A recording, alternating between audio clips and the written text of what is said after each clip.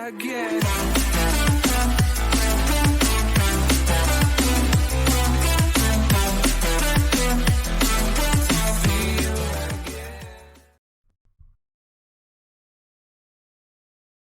Well, this is how we're starting it. Welcome back to the Reverbium podcast. Okay. Sean gave us an applause to start it.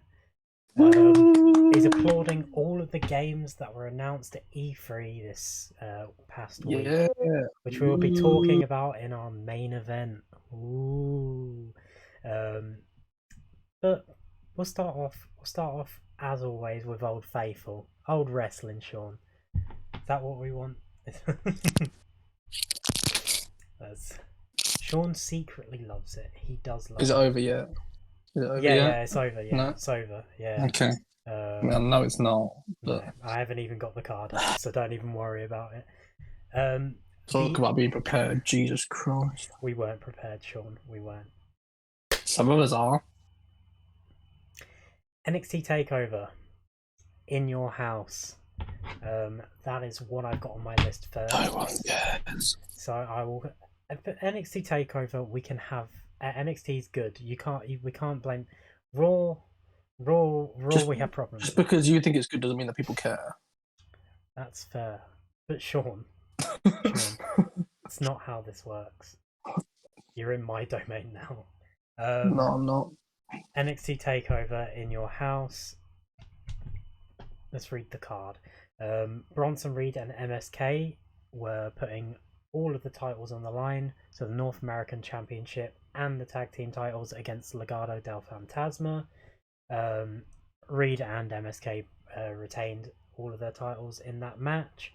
Xia Li defeated Mercedes Martinez by pinfall, just sort of keeping the Xia Li storyline going.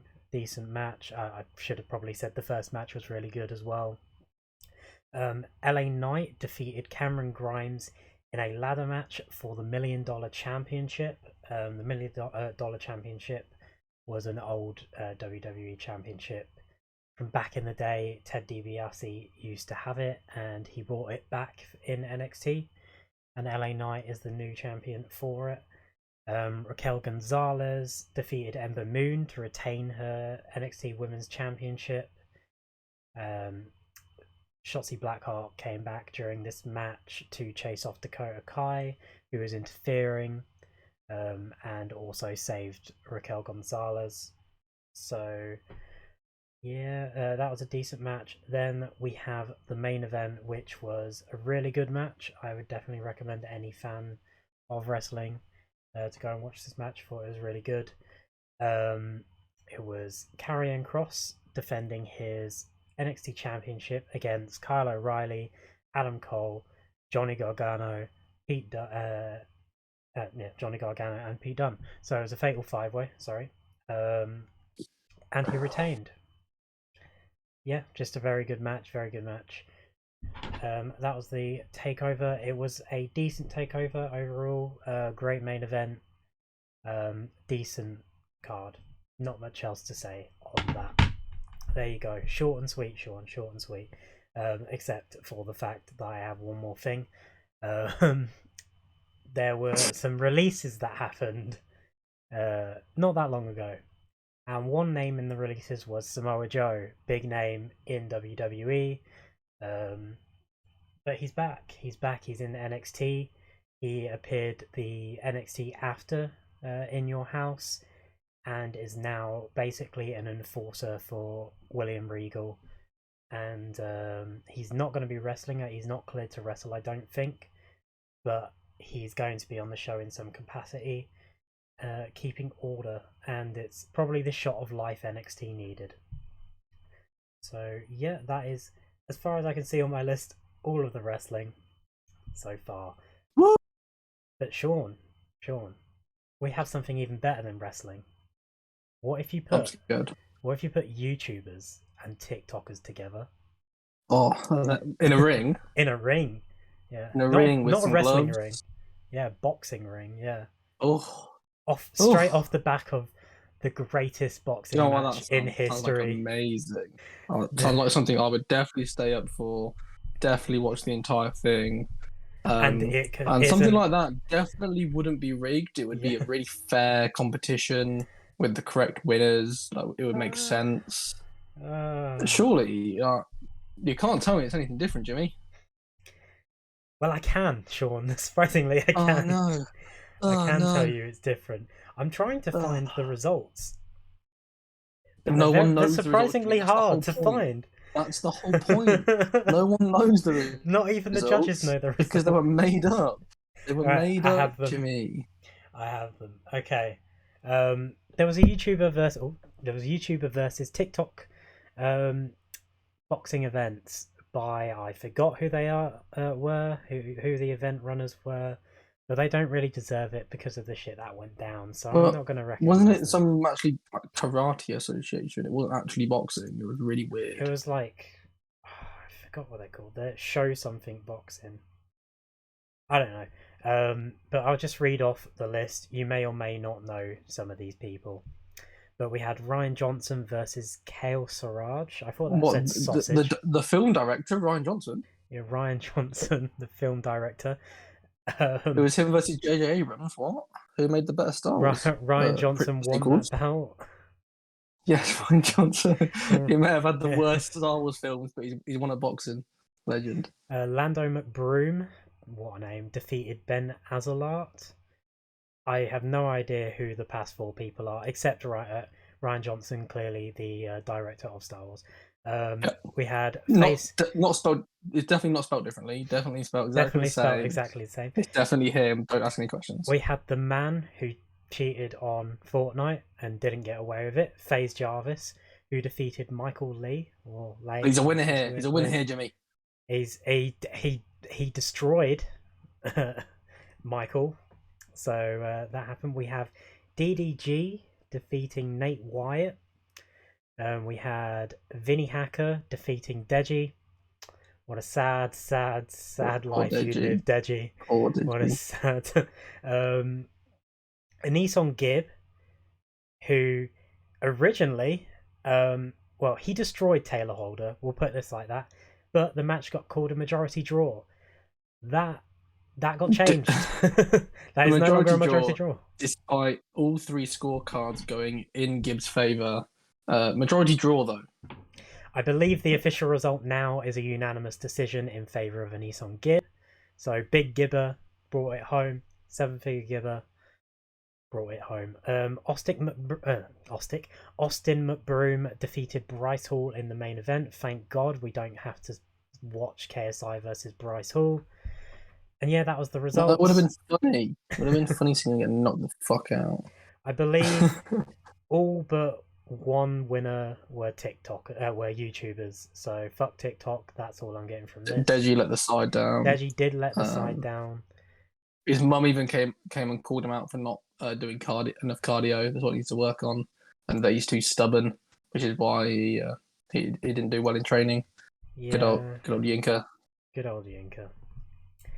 It was nice to see though that like people who have maybe had issues with Deji in the past come out and support him, and say, so he came out afterwards and tweeted that he was a failure for losing, and obviously he's had troubles with his brother KSI in the past, and he came out and said some nice words that he wasn't. Even Randolph, who he's had obviously a feud with in the past, sided with him and said to not let it get to him. He's not a failure, so it was nice to see that side of it as well, especially because Deji has been on the wrong side of a lot of things in the past few years in the YouTube space. So to see everyone actually come behind him was quite nice.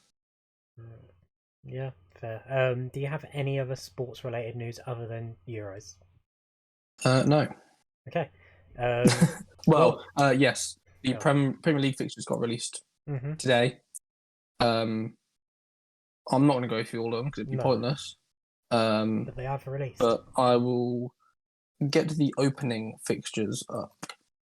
If you give me a second, because they're the ones we care about. Opening day of the season. Why is this harder to find than I thought it would be? Well, while he's looking that up, Google has let me down. I'll say. I got it. Never mind. Go ahead. So newcomers Brentford will face Arsenal at home in the first game of the season. Come on, Brentford. Brighton take a trip to Burnley. Chelsea will host Crystal Palace. nice B and and C. They've clearly just pulled this in alphabetical order. Yeah. But to ruin that, Everton will host Southampton. Leicester host Wolves. The big game. Man United versus Leeds, first game of the season. We all hate Leeds, scum. We don't all. Newcastle will host West Ham. See if West Ham can continue their good form from this season. Other newly promoted team, Norwich, will be hosting Liverpool. Last time that happened, Liverpool went on to win the league. So, nah, not this time. Norwich, different team. It's gonna happen. Different team. Spurs will host reigning champions Man City. So it'd be nice for Harry Kane to still be playing at the Tottenham Hotspur Stadium next year, even if it is as the away team. And the final game of the season will be not the final game of the season. Final game of the first week of the season. Watford are hosting Aston Villa, who in another 7 news re-signed Ashley Young today. He's returned to Aston Villa 10 years after leaving. Wow. He was at Inter Milan. He's agreed to go back to Aston Villa. Interesting. Well, cool. That's all I got. Good for him. Euros. That's what everyone cares about. Get some Euro stuff out. Just while we're on transfers, Tomori has made the permanent move to AC Milan. Was at Chelsea on loan there from Chelsea last season, £24 million. I just happened to click on transfers and just seeing anything else. It's like Danny Rose has gone to Watford for free from Tottenham. He spent last year on loan in Newcastle. Speaking of Tottenham, they still don't have a manager. They still don't. I forgot who it was, but they had another breakdown. Roma manager. It was a former Roma manager. Another financial situation that didn't go well. So Tottenham aren't in a good place. So Ryan Mason will most likely be staying on for a little while. And if we didn't talk about it last week, we might not have.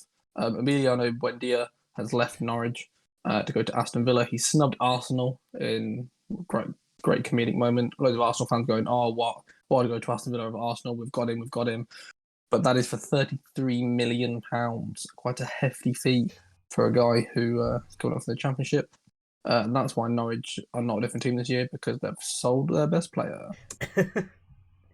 Now we can talk about the Euros. Dean Henderson is out.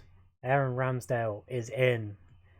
That is a bit of at the end of the day, I don't think that would have made much difference to the England squad. No. I think unless something happens to Pickford who gets injured, he was going to be playing every game. Mm-hmm. It wouldn't make I say that he may have got on a start if today as this comes out, when we play Scotland, we were to win, it would secure us going through. So they might go, let's give him a rest, we'll give someone else some time. But yeah, I don't think it's made too much of a difference. I don't think he would have been starting anyway.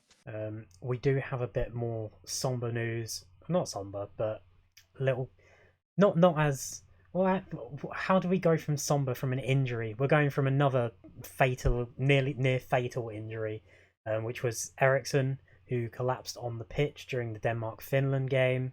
The game was suspended for 2 hours, an hour, a decent amount of time, and it was replayed. Although I don't think the teams wanted to play. So UEFA came out and said it's fine. The Danish players have agreed to play. It then came out afterwards that basically the players were given an option of you play the remaining 50 minutes in 2 hours' time, you play it at 12 o'clock the next day, or you forfeit the match.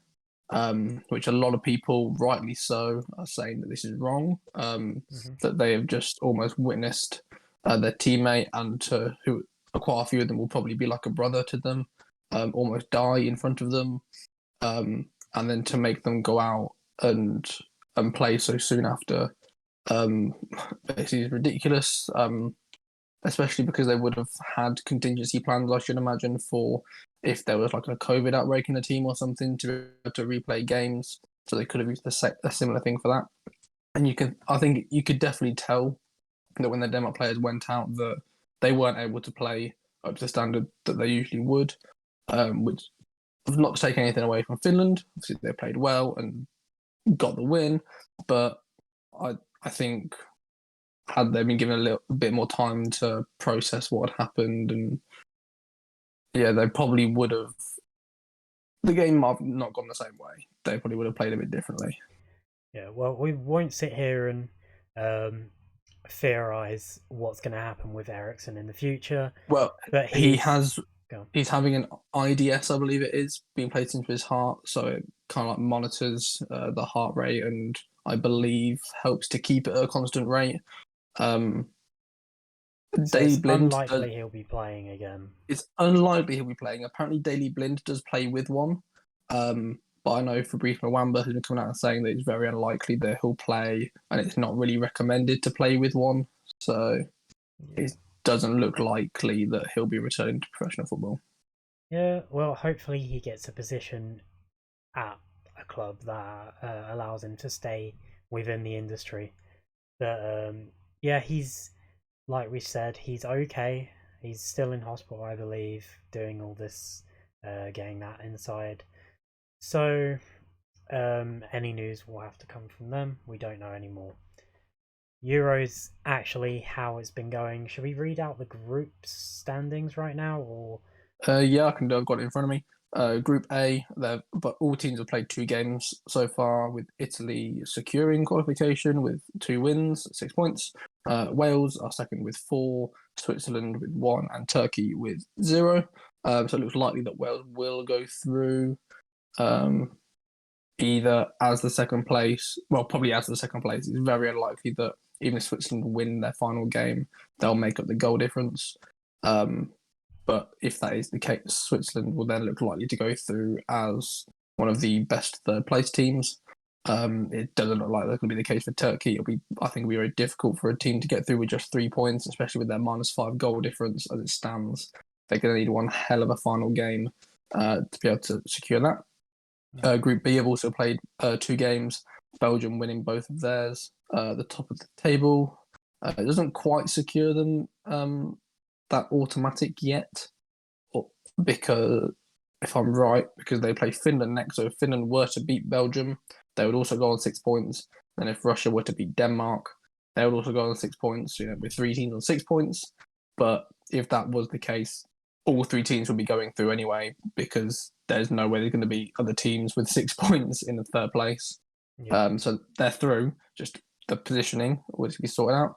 As Russia have 3 points, Finland have 3, Denmark have 0.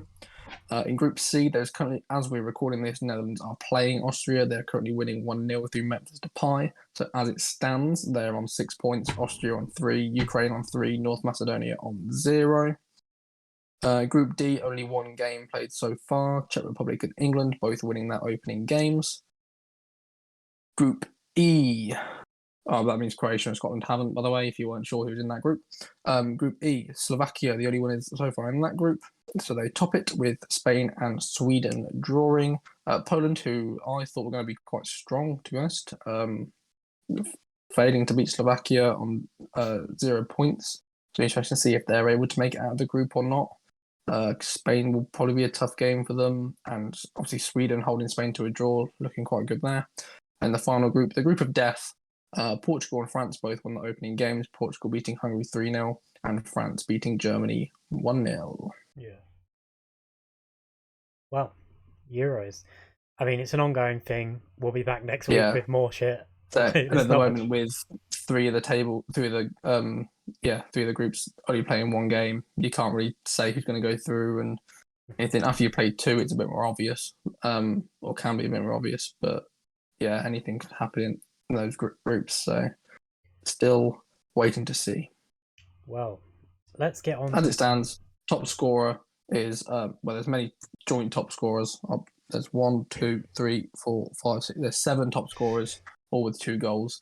Who is Yaremchuk of Ukraine, Yarmolenko of Ukraine, Immobile of Italy, Schick of Czech Republic, who probably already scored goal of the tournament with his goal from just inside the halfway line. Ronaldo, Portugal, Locatelli of Italy, and Lukaku of Belgium. Okay, nice. TV and movies time. I have a list of stuff. Should I just read through it all? Go. Right. Aquaman 2. The title for the movie has been revealed. It'll be called Aquaman and the Lost Kingdom. Will also still be directed by James Wan, who directed the first and is known for Fast and Furious movies of the past. So yeah, people are still boycotting it because of Amber Heard, which is fair enough, but that is another situation which I won't go into detail with. I was going to leave this for later on, but I think it fits here more because they didn't really talk about it at E3. But Ubisoft have announced that multiple Far Cry style Netflix animated series are in the work. One is a Blood Dragon style thing. If anyone's played Blood Dragon, it was a spin-off of Far Cry 3, which was kind of very 80s futuristic themed, like very cyber styled. So yeah, that'll be very interesting. I believe it will be a 6-episode series, and I think it's the same people behind Castlevania for Netflix, which also has very good reviews. There will also be another series, but I don't think it's been announced what it's going to be yet. I may be wrong, but I couldn't find it. So I just know there's going to be another Far Cry related series, which is also very interesting. What else have I got on this list? Another Netflix series, another Netflix gaming series, I should say, had their live action cast revealed, and that is Resident Evil. There's a Resident Evil Netflix series coming out. I just realised I don't have the picture on my phone, so I'm gonna get graceful again. Where's the preparation, Jimmy? usually there is. The people want top quality content. This is top quality what content. You're not doing? Us struggling in not hot rooms is top quality. You're not supplying it. All right. Well, I knew one of them anyway. I just didn't want to read it out. There's Lance Reddick, who is very well known within certain acting circles. He's also been in a few video games. He was in Horizon Zero Dawn most recently. I don't think if there's anything else he was in. But he will be playing Albert Wesker, who is the main villain in the Resident Evil universe. For anyone who doesn't know, it's kind of, I'm not going to say it's a controversial point, but I like the casting, but people have been very vocal online for the fact that they haven't cast a white guy with blonde hair, because that's what Wesker looks like. But they've gone this route of Wesker, which I don't mind. I actually think this could be very good if they continue this way. Like if they do more with the character than just this one series. Alongside Lance Reddick will be Ella Belinsky, Tamara Smart, Sienna Agudong, Adeline Rudolph, and Paula Nunez, I think. And none of the roles have been announced for that. Not much is known about the series. But yeah, it will focus on a time period after certain events within the Resident Evil universe. I think they said, let me see if it says here, nearly 3 decades after the discovery of the T-virus. There you go. So that is the Resident Evil series coming to Netflix. This is a great time for my iPad to crash. Okay, no, we're good. I am just going through to see if I have anything else. Oh, Jamila Jamil has been cast as Titania, who is the villain for Disney Plus's Marvel's She-Hulk. So that we have an announcement for that. And I believe that's all of my TV and movie news. Just one thing I was going to bring up is that some good news for the film industry. A Quiet Place 2 has crossed the $100 million mark at the box office. In the US, it's $178 million worldwide. It shows that as things start to reopen, people are wanting to go to the cinemas again still, as this is at the moment purely in cinemas. In the US, that is, although it's not a long period before it'll come to video on demand and Paramount Plus. For context, Godzilla vs. Kong still hasn't reached the $100 million mark. Yeah, and obviously that was a fairly big film. But I think it's probably just at the wrong time, maybe that people, especially over in other places of the world, maybe weren't so comfortable with going to the cinema. So a lot of people in America still not that comfortable with going out in places despite it being open. But it's promising for the film industry that as things start to reopen, people are still wanting to go to the cinema and have the cinema experience, as it shows with the money it's being made from the film there. Nice. Before I get on to gaming before E3, do you have anything else, any other subjects to talk about at all? No? No, let's Gaming. go. EA. Let's start off with EA. We're not going for E3 yet. E3 will be down the line. Some things might relate to E3, but we'll go through them after. We had some issues at EA. Hackers have reportedly stolen 780 gigabytes worth of data from EA, which includes the source code for FIFA 21 and the Frostbite engine. So EA got fucked a little bit. We haven't got much more on that, but there might be some source code floating around on some black market somewhere. And we have... Oh, I forgot one more thing. Oh, this is quite funny. No, it's quite a funny thing. I wasn't going to mention it, but DC, there's a Harley Quinn animated series. I don't know if you've heard of it. It's very well reviewed. I haven't seen it yet, but it's heading towards its third season. And DC asked the creators, the showrunners for the series, to remove a scene from season 3 which featured Batman going down on Catwoman, because they said heroes don't do that. And it became a massive trend on Twitter with people saying Superman definitely does that. I wrote Superman and Lois Lane gets it, and stuff like this. And people being like, what's the point in Batman's mouth being uncovered if he can't do that? So yeah, I just thought that'd be a nice story to add in there. Let me just see. Oh yeah, Rockstar is ending support for the PS3 and Xbox 360 versions of GTA Online, Max Payne 3, and I believe LA Noire. So, I mean, it's kind of expected. Like, we're now on the second live consoles after those ones, so it's no surprise. Yeah. See people saying, especially with Team GTA, going, "Oh my god, they're closing this down. We've not even got GTA 6 for yet." It's like, I'm sorry, but if you about 10 years, yeah, surely you have the game on either the Xbox One, PS4, Xbox Series X, or PS5 by now. So, is it really that much of an issue? I don't think so. One more thing before we get to E3, and I forgot, we'll be talking about the Summer Game Fest as well, and I'll go down the announcements there.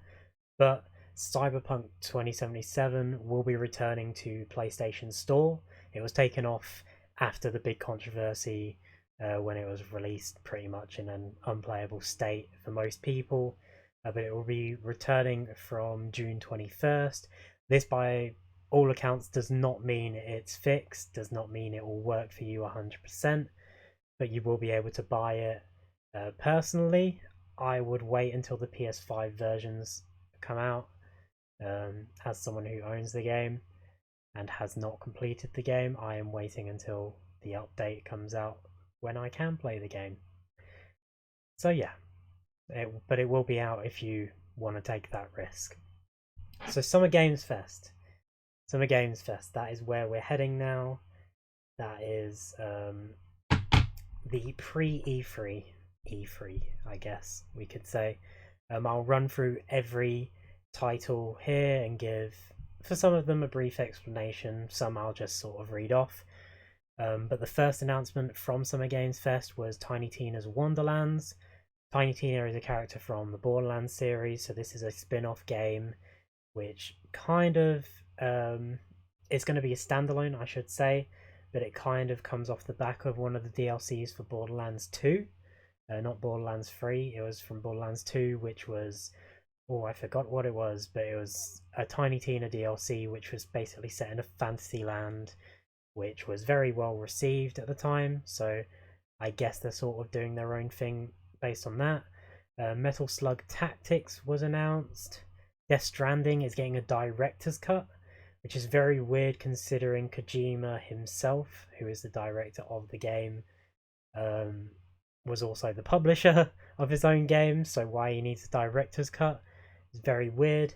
The game was very controversial at release, and is still controversial now. I haven't played it myself. I might pick it up with the director's cut, but a lot of people said the first half of the game is very much a walking simulator, but it has features where when you play online, other people could have built like roads and like zip lines and stuff for you to like cross areas quicker, which is quite an interesting concept, to be fair. But yeah, Jurassic World Evolution 2, which is a Jurassic World Evolution. The first one was basically a sort of tycoon game, like Roller Coaster Tycoon, but for Jurassic Park, Jurassic World. So this is just a sequel on that. It looks good. It like graphically looks good, and while I didn't play the first one, I might be interested in picking this up. Lost Ark was announced, which is a Diablo-esque MMO style game. Call of Duty Warzone got its Season 4 trailer debuted, which is out now. Season 4 is out now. Right now? Jeez, right go! now. What are you watching this for? Go play it. Go play it. Online. Finish this, then go play it. It need to update first, so while it's updating, stick around. They also released a roadmap, which I'm going to have a look if I have it. I do have it. I am a genius. Yeah, they had a roadmap, which I will read everything on it. Warzone had a map update, so there are now satellite crash sites on the map that you can visit. There is also a season event called Groundfall related to these crash sites. There is Verdansk Resurgence Mini Royales, I believe, which will be a new game mode for limited time. There'll be a payload limited time Warzone game mode, which is not out now, but it will be an in-season thing. There's a new Gulag based off Hijacked, which we'll get to in a second. There's a new vehicle, which is the dirt bike, which allows you, I think, to do stunts and stuff in Warzone. So what's the point? To evade Fortnite. There will be the introduction of the Red Doors, which will act as a fast travel system, I believe, in a similar vein to the subway system that were in the old Verdansk map. But I think they'll be a bit more instant. There'll be new operators. Jackal Salah, Mo Salah is going to be in the game. Salah will be in season, and also running Weaver. Down the wing. And also Weaver, who I believe was in the original Black Ops and is currently a character in the Zombies modes, and he will also be in season. There will also be a new score streak, which will be the hand cannon, which I guess will be an oversized deagle, which I think was in the trailer. New weapons include the, oh my god, I can't read that. I think it's the CS8 or C58, but I believe it's an assault rifle. The MG82, which is a new LMG, which apparently is very, very overpowered and has no recoil in Warzone. Woo. Because that's never happened before with new weapons coming out. Then they got the After rigorous testing. Then they got the nail gun, which is a special gun on Cold War, but on Warzone it's classed as an SMG. The nail gun is actually quite interesting. It's probably the most unique, like at least unique SMG gun that's not a special gun. There will be two weapons, that are coming out in season as well. I believe it's either the OTS 9 or the QTS. I can't read this, or it's a bit blurry, but it's going to be a Scorpion style SMG. So you might remember the Scorpion from previous Black Ops games, and we will also be receiving a mace melee weapon. So yeah, there'll be new prestige levels as well. Over to multiplayer, Collateral, a new multiplayer map, will be out. Well, it is out. I think it's a map set in Algeria. Don't quote me on that. There'll be Hijacked, returning from previous Black Ops games. Amsterdam, which will be a 2v2, 3v3 map. Rush, which will come in season. Looks like a sort of training course type game. New game modes will be coming out as well. One in the Chamber, which I thought was already in the game, but apparently not. Multi-team Sat Link, which no idea what it's going to be. And Capture the Flag, which will be in season, which I also thought was in the game, but is not apparently. Zombies is the last thing as well. We'll be getting a new Outbreak region, which will be Zoo. Quite interesting. A new Outbreak quest, which is Operation Excision. I have no idea what that means. And finally, a new Zombies map, Mauer de Toten. I think it means Wall of the Dead in English. So yeah, that will be coming in season though. That is not out yet.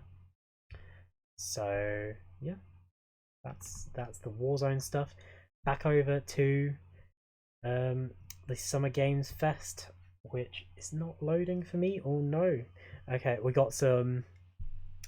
I believe Among Us has been revealed to be coming to console and to have 15-player lobbies.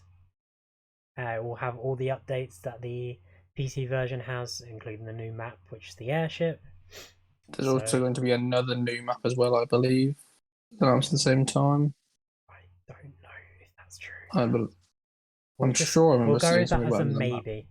A new game which is Sultan's Sacrifice, Solar Ash, Valorant, I think, is having something happen. This is on this list. So Escape from Tarkov is getting, I believe, an update and possibly a console release, but don't quote me on that. 2 Point Campus, which is a series like it's been 2 Point Hospital before and stuff. It's kind of like a simulation style series. Stranger Things is collaborating with Smite for some sort of I don't know, in-game collaboration. I know nothing about Smite. There's a new game called Painkiller, Anacrysis, I think. Fast and Furious cars are coming to Rocket League. Vampire the Masquerade is getting a sequel called Vampire the Masquerade Blood Hunt. Oh, it's not a sequel. I think it's a Battle Royale mode. Yeah, it's a Battle Royale mode, but with zombies. So that's interesting. Dark Pictures Anthology. I have actually played the Dark Pictures Anthology, which is a series of separate games. Like they're story-based games. After every game, they reveal a trailer for the next game. And there's going to be about 7 of them, but they're coming out one a year. So there was Man of Medan, which was okay. There was Little Hope, which was pretty cool. And now we have House of Ashes, which will feature Ashley Tisdale. The previous 2 games, I think the first one had Shawn Ashmore, and the second one had Will Poulter in it. So this one will have Ashley Tisdale. And it will sort of, I think, feature... Oh, I don't remember if it was Afghanistan or Iraq, but it was one of the wars, and they find some ruins underground with some monsters. So if you're into sort of scary story-based games, that is for you. Tales of Arise, which is going to release on all current consoles and PC. Sky the Little Prince Season. Planet of Lana. Overwatch 2 got some glimpses, I guess, of some new skins. Monster Hunter Stories 2 Wings of Ruin was announced, or was given a new look, sorry. Endless Dungeon received a gameplay trailer. Nier Automata will be featured in Fall Guys as a skin. One of the characters to be will be in that game as a skin.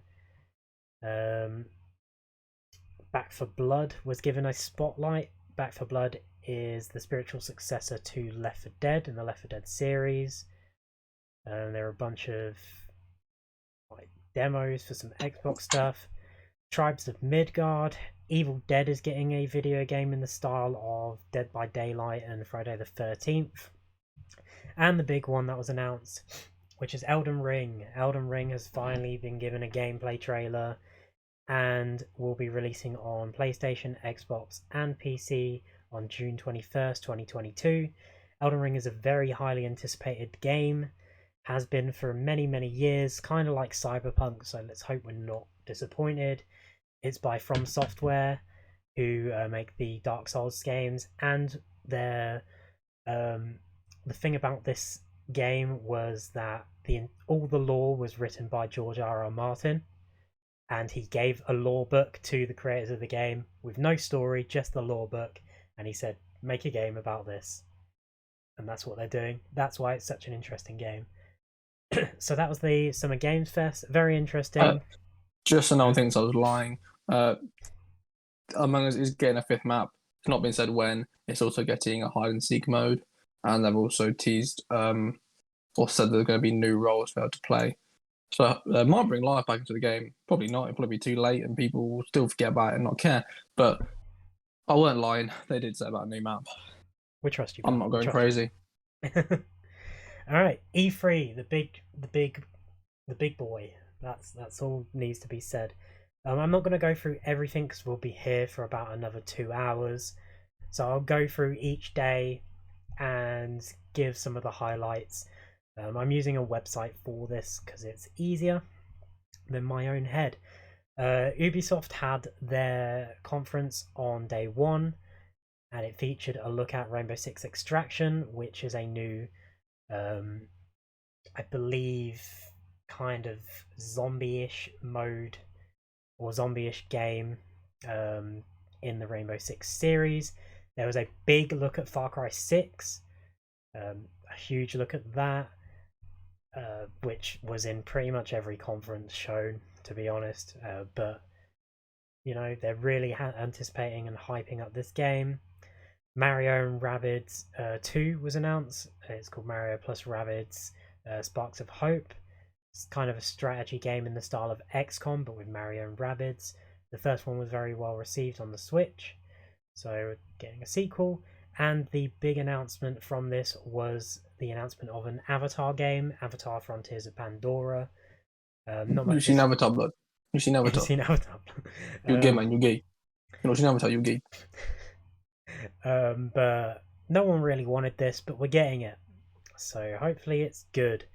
Xbox and Bethesda had their conference on day 2, which was very much a Bethesda showcase. For the most part, they announced Starfield. Well, not announced, but they gave more details about Starfield, which is their Bethesda's next big game. And they announced it will only be an Xbox Series X and S and PC exclusive, so it won't be coming to PlayStation. Bethesda actually apologized about this, which was quite funny, because I think people like to give each other shit on both sides. The thing with Xbox is that they don't build studios, they kind of just buy studios and then make exclusives. But with PlayStation, for the most part, they do it as well, but they build studios up from scratch and build exclusives. And people kind of had a problem with PlayStation doing it, but then when Xbox does this, they don't have a problem with it. I kind of have a problem with it because Bethesda is such a big brand that everyone bought the PS5 or the Xbox, and then Bethesda got bought out, and now they've announced their exclusivity, and you kind of like, as a big Bethesda fan, for me, I'm kind of disappointed. I probably won't be buying an Xbox, but I'll eventually invest in a PC, which will hopefully set me up for the Game Pass. Xbox also announced that pretty much every game will be on Game Pass, like every single game. They're not making any money from video games anymore. They're literally making money from Game Pass, which is fair enough. If that's what they want to do, I kind of respect it. It's a very good decision. Surely they've got to be up in the price, though, if they're putting this many games on. Oh boy. You'd think, but I don't know what they're doing. Like, it's like with the consoles, Microsoft and Xbox, they don't make the profits back. They lose money on the consoles, but they know this. They always have. So they make their money elsewhere. like on Xbox Live Gold Yeah. previously. I'll move on from that anyway. Halo Infinite, it was announced that the multiplayer will be completely separate and it will be free to play, kind of like Warzone, but it'll be obviously exclusive to Xbox. I don't know how I feel about. I feel like that's a good thing, but at the same time, if it turns into another Warzone, oh boy. Well, I think it's good, but it's also like if they're still gonna charge people £60 for the full game, it's then a bit like, well, previously we were getting for that money the single player and the multiplayer. It's like, well, surely it doesn't need to be that much anymore just for the single player, but I guarantee it will still be £50-60. Yeah. I forgot to mention as well, Starfield did get a release date as well for November 11th, 2022. But that's You also way got up. to mention that Captain Jack Sparrow is coming to Sea of Thieves. I don't know if that's on this list, but yes, that It's was true. a thing. That was a true thing. We're gonna miss a few things from this. I'm kind of just using a website that's showing the highlights. So yeah. What do you mean that is a highlight? Everyone loves Captain Jack Sparrow. Diablo 2 Resurrected, which is I think a remaster or a remake of Diablo 2, will be released on September 23rd, and it will be on all systems. But Xbox do and Microsoft do the thing where they say it'll be out on Xbox Series X, S, and Xbox One, even if the game's coming out on Switch, PS4, PS5, all of the above, which is kind of annoying. I hate that. They like to act like there's no console war, but then they do stuff like this and kind of not informing people what they can buy stuff on. But yeah, The Outer Worlds is getting a sequel, and the trailer was great. I definitely recommend anyone watching it. It was very funny. It made me laugh while I was watching it. Microsoft Flight Simulator will be coming to Xbox Series X and S on July 27th and will be available on the Xbox Game Pass for PC, Windows 10, and Steam. Forza Horizon 5 will be set in Mexico and will release November 9th. It looks incredible. It looks very, very good, like most racing games do. Forza Horizon is a great open world styled. How would you describe it? Or it's an open world racer. So it's just I was trying to think of there's a word for it, but I don't remember. But yeah, it will be set in Mexico. If you don't know about Forza Horizon, where the fuck have you been for the past 10 years? Because to us, the Horizon series has taken over from the main series of Forza games now. Mm-hmm. Like they definitely focus a lot more on the Horizon games, I feel. But yeah, it looks great. It's the only thing that I'm going to be sad about missing with not having an Xbox now. Mm-hmm. It's not allowed to play Horizon. But yeah, to have the trailer playing now, it just looks incredible. Yeah. Redfall, which is a new co-op open world first-person shooter game, will release on XS and PC in summer 2022, and is one of the many games that will be on Game Pass. EA and DICE showcased Battlefield 2042 here as well. The gameplay trailer, which looks really good. I'm very excited for this. We talked about Battlefield 2042 last week or the week before. I think it was last week. But yeah, awesome to see some actual gameplay here. The gameplay trailer did confirm that like the hurricanes and stuff, tornadoes, aren't exclusive to one map. They are on other maps as well. So you'll expect different levels of destruction in different maps, which is very interesting. What else? Oh, and Xbox really doubled down on the Xbox Series X looks like a mini fridge thing, like actually releasing mini fridges to the public shaped like the Xbox Series X. That is the biggest news from the Xbox conference. This holiday season, chill your drinks and your chocolate with your Xbox Series mini fridge. Probably going to cost you a ridiculous amount of money. It'll probably cost you as much as a Series X, to be fair. Doesn't look like. I know it is a mini fridge, but even Jesus, it doesn't look like you can fit much in there. Square Enix was next. They had their own little Square Enix Presents event. They showcased the upcoming expansion for Marvel's Avengers, which no one wants to play, for Black Panther: War for Wakanda, which still doesn't have an official release date apparently, which is stupid. But I'm not going to really judge a cinematic trailer. But it looked okay, you know. I'm interested, but at the same time, I really don't care. What was interesting and probably was the biggest thing from the Square Enix event, because it took up like 30 minutes of their presents, which was a Guardians of the Galaxy third-person action adventure, like RPG style game. It's not an RPG, but it has elements of storytelling, like you can choose dialogue and certain things, and there's going to be consequences and stuff. A lot of the characters aren't, they don't look like the movie counterparts. Rocket Raccoon and Groot kind of do, but a lot of them look like the comic style. So Gamora is green in this rather than, I think she's blue in the movies. So no, Gamora is still green. Is she green? Is she green? Yeah. No, it's not that she's green. It's a sister that's blue. Drax is kind of greenish in this. Yeah. That's what I tried to say.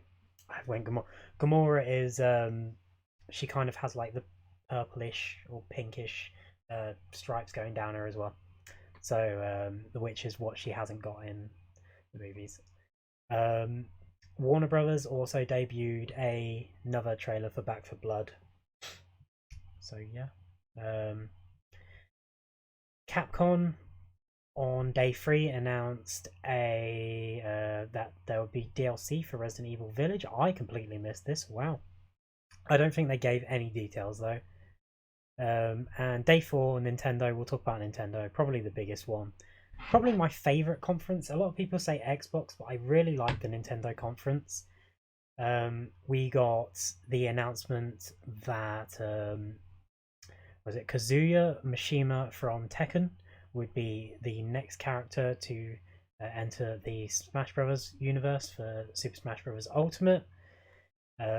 We got the announcement of basically Metroid 5, which is Metroid Dread, and it's kind of going to be a 2D styled Metroid game in the similar vein to the older ones, but there's like a gameplay feature here where Samus gets sort of chased by this robot thing in the style of like Mr. X in the Resident Evil games, which is kind of cool.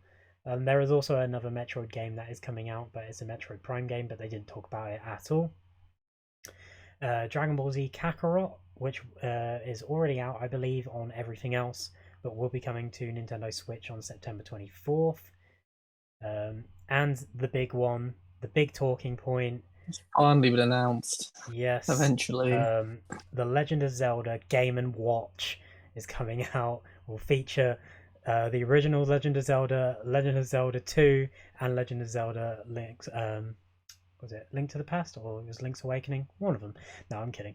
That's also a thing. But we got Breath of the Wild 2 footage, Sean. We got a lot more Breath of the Wild 2 footage than I actually expected. Where we dropping, lads? Where we dropping?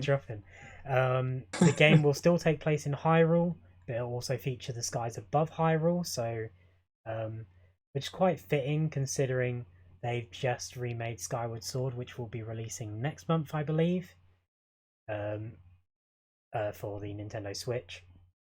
And yeah, there in the trailer it sort of hints at the Twilight Realm as well from Twilight Princess, so we could be getting some interesting stuff in Breath of the Wild 2. They showcased a lot more than I thought they would, so I definitely recommend checking it out. It looks great as well. One thing they didn't announce was a Switch Plus or the Switch Pro, Sean. Where's the Switch Pro? Switch Pro? Where is it, Sean? Everyone was so confident. Everyone was so fucking confident that the Switch Pro is going to come out. Yeah. No, Switch Pro. I'm so glad it didn't, because every year this happens. Every year, and every year people are so disappointed. But yeah, I think at this point we're definitely not getting one this year as well, because they've had two options to announce it, which was the Nintendo Direct at the start of the year and now E3. If they're going to release it, they'd obviously do it around a holiday period. So I feel like we would have had details by now if we're going to get it. Yeah. So it isn't like a thing. It's not. Yeah. Don't get your hopes up. It could surprise us out of nowhere, but at this point, it now looks very unlikely that you'll be seeing a Switch Pro this year. I do believe they'll bring out a new version at some point. Money basically. It's been, well, I think it got up to 2 years since they brought out the new battery version of the original Switch. So they had the Lite as well. They've got to have something new soon. I don't know if they need it. But... They don't need it, but I think as obviously games are getting better and everything, they might just want to add a bit more processing power. So they might want a bigger one. Just to be able to do that, I don't know. Maybe even longer battery life. But obviously, people just love more battery life. Yeah. So it's one of the things that they need. It's just one of those where they can make some extra money at the end of the day. I almost forgot before we go. Skyrim got announced for the PlayStation 5 and the Xbox Series X. We're getting another Skyrim. That's not true at all. And has been released already. It's already come out. Yeah, no, but it's not actually a remake. I'm gonna say I was really confused. No. There's not. It's the PlayStation 4 version on PS5. That's okay. I was making a joke because they made a point to bring up Skyrim and the Bethesda thing and make a big deal of. Oh, it's the 10th anniversary. We're gonna do some. It's the 10th anniversary in November, so we're gonna do something for it. And everyone's like, we're getting another version of Skyrim, aren't we? We don't need it. We definitely don't need it. Yeah, there's a lot of other stuff that was announced, but this is kind of the highlights. It's kind of what I got on my list. Like I picked a few things out, and that was on it corresponded to the list. So yeah, that's our podcast for this week. It's a very hot day. I want to go and stick a fan on. I don't know about you, Sean, but I'm not too bad if I'm honest. Yeah, killing. My hay fever is killing me, slowly but surely. Just like the wait for a Nintendo Switch Pro for many people. But like Skyrim, we're eventually going to have to say goodbye. What am I talking about? No, we're not. Skyrim's going to be around. Skyrim's going to be around for 20 years. All right, that's it. Skyrim is going to be the GTA 5 for Bethesda. It's just they're never going to bring out a new one. No, Skyrim is the GTA 5 for Bethesda already. They've done enough for it. Skyrim will be on the PlayStation 10. There will be no other Elder Scrolls games. That Elder Scrolls 6 game they announced 2 years ago? Yeah, not happening. It's just Skyrim 2. Skyrim 2 Furious. Skyrim 2, but it's just Skyrim remastered again. That's all it is. This is the Skyrim podcast, run by Bethesda, owned by Bethesda. Please sponsor us, Bethesda. That would be very nice. We'd like free Xboxes, actually. That would be a very nice sponsor. Yeah, that would. We might be able to properly review your games then if you give us one. If you give us stuff, maybe you'll help us build the channel. We'll possibly bring in some viewers. You never know. God, this what is this podcast? That's it. That's all we got. Hasta la vista. Goodbye.